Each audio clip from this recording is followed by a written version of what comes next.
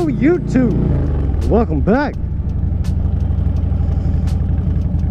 Today we're going to talk about some maintenance. Kinda. No, for sure it's maintenance. So I don't know if you can see this, but that ain't good. And that is my neck bearing being loose. So what we're going to do today is I'm going to take you back home, back to the garage, and we're going to tear into that. So I don't know shit about balancing it and all that stuff. I know that you're supposed to yank all this apart and take all the cables off, and I'm not doing any of that. That's what you pay the professionals to do. I'm going to show you how I do it, how I make sure it's balanced, and I'll show you how to get down to it and get that sucker tightened back up, and hopefully it's not completely shot. Hopefully we can get it tightened up and it'll stop doing that waving thing. Now I'm kind of gonna miss my bike waving at me. It'll be nice on the highway though. Right now I have to hold this sucker still. That's gonna be it for the actual motor vlogging and riding part of this video. And when we meet back up, well, we'll get to work on this bad boy, getting this front end in order. So I'll see you guys there in just a second. All right, well, for some reason the audio corrupted on this thing, so I lost all of that. Don't worry, Papa Broke is gonna voice over for you. That's what we're gonna do today. All right, so what's going on right now is I'm talking about how my neck bearing is loose, and you saw that in the beginning of the video. I let go about 50 miles an hour and the handlebars wave at me. It's cute, but it's not good. So what we're gonna do is I'm showing you guys how loose it is right here and how it needs to be adjusted. Basically, I'm just throwing this thing side to side, just touching it. No bueno.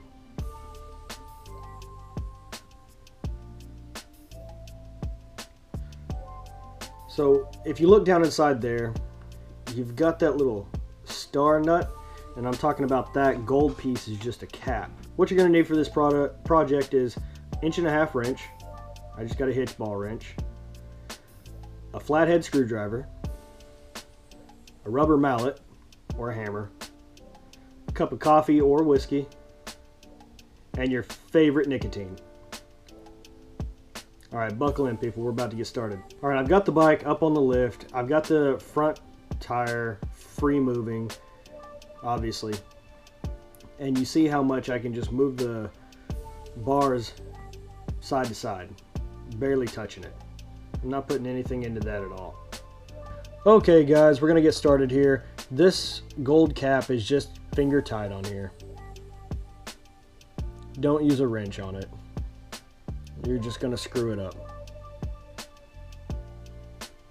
You're going to see on here that mine has some scuffs and scratches on it. They're not scuffs and scratches. I painted it and then dripped brake fluid all over it. See, scuffs and scratches. And when I put this new brake reservoir on here, it leaked out of that hose. I didn't have that hose clamp tight enough and messed up the paint. But as you can see, it's just a little screw in there, and sometimes they're really tight and it's a bear to get them off. We'll put some anti-seize on there when we put this all back together.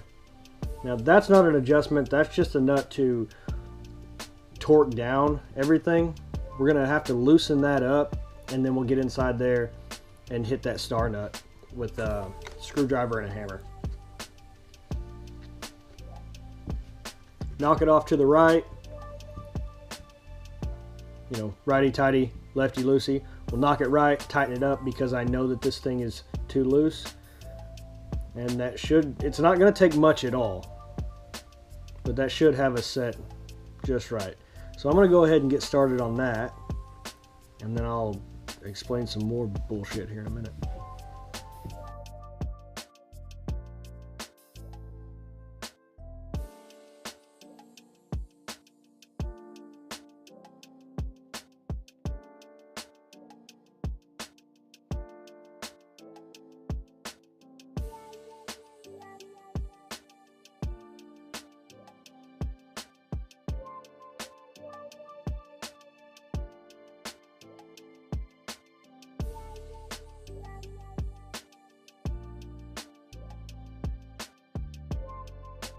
Now I should say, while I'm doing this, I am by no means a professional.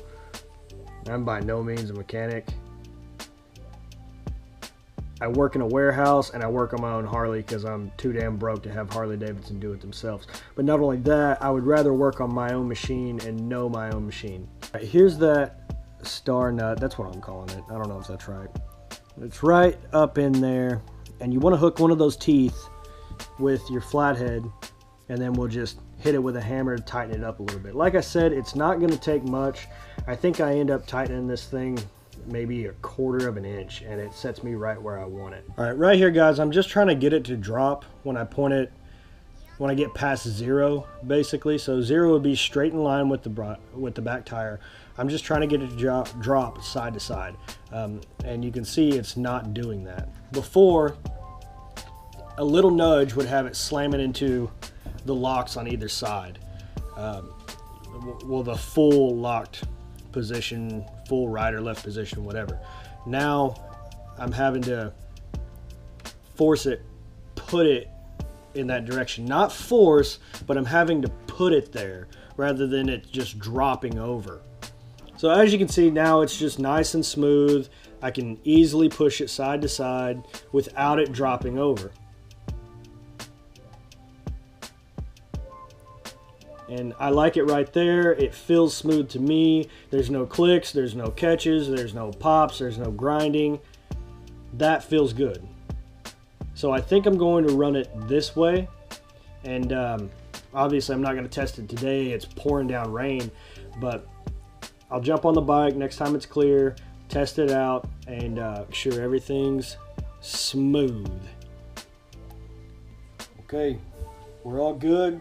Tight, set where I want. I'm going to drop it off the lift here and do one more test. Yep, crash bar works.